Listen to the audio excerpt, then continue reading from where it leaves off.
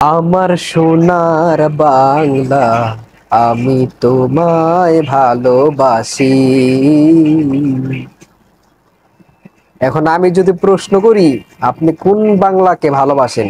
ভারতীয় বাংলা, কলকাতার বাংলাকে, ভারতের অঙ্গরাজ্য, নাকি বাংলাদেশের বাংলাকে ভালোবাসেন? তখন কি উত্তর দিবেন? কোন উত্তর নাই। ঠিক আছে, এটা কি বাংলাদেশের জন্য গাওয়া হয়েছে না কলকাতার জন্য গাওয়া হয়েছিল, সেটাও কিন্তু বোঝা দরকার। এখানে কিন্তু বাংলাদেশের কোনো স্বাধীনতার, বাংলাদেশের কোনো অস্তিত্বের জন্য এই গানটি গাওয়া হয়নি। এখানে বলা হয়েছে বাংলা, বাংলাদেশ বলে নাই। ঠিক আছে, এজন্য আমি বলবো এখান থেকে বাংলাদেশের স্বাধীনতার, বাংলাদেশের জন্য এটা গাওয়া হয়নি। আর এটা কে গেয়েছেন? রবি ঠাকুর। সেই রবি ঠাকুর কোন জায়গার? ভারতের।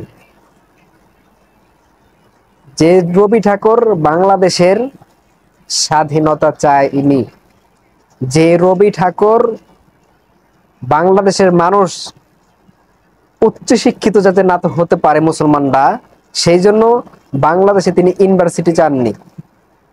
যেই রবি ঠাকুর স্বাধীনতার বিরুদ্ধে ছিল, বাংলাদেশের মুসলমানদেরকে যাতে উচ্চ শিক্ষিত না হতে পারে সেই জন্য ইউনিভার্সিটি চায়নি, কয়েকবার বিরোধিতা করেছিল।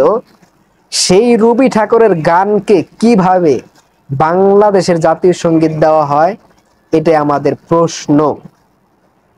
অনেকে দেখা যাচ্ছে যে এই জাতীয় সঙ্গীত নিয়ে নাচানাচি করতেছে, অথচ এই জাতীয় সঙ্গীতে বাংলাদেশের স্বাধীনতা কে বোঝানো হয়নি।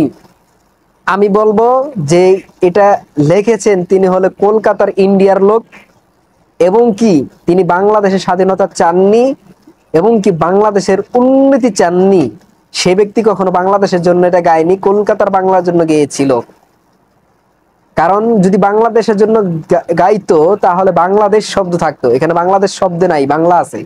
তাহলে যেও কেউ বলতে পারে, ইন্ডিয়ার লোকও তো, কলকাতার লোক বলতে পারে যে এটা কলকাতার বাংলার জন্য গাওয়া হয়েছে, তোমাদের বাংলাদেশের জন্য না। যদি বাংলাদেশের জন্য যদি গাইতো তাহলে ওই ব্যক্তিটা বাংলাদেশের হতো এবং বাংলাদেশ শব্দটা তার সাথে যুক্ত থাকতো। ঠিক আছে, এজন্য বলবো এই সঙ্গীতটি বাংলাদেশের জন্য না, কলকাতা বাংলার জন্য গাওয়া হয়েছে।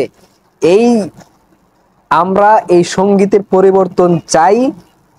এই সঙ্গীত কোনো বাংলাদেশের লোক জাতীয় সঙ্গীত হিসাবে গ্রহণ করতে পারে না। বাংলাদেশের কি মুসলমান আকাল পড়ে গেছে?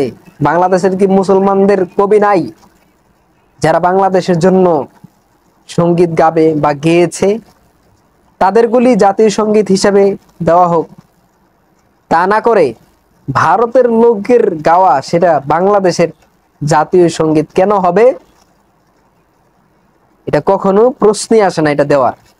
আমি এর বিরোধিতা করছি, এর পরিবর্তন চাই।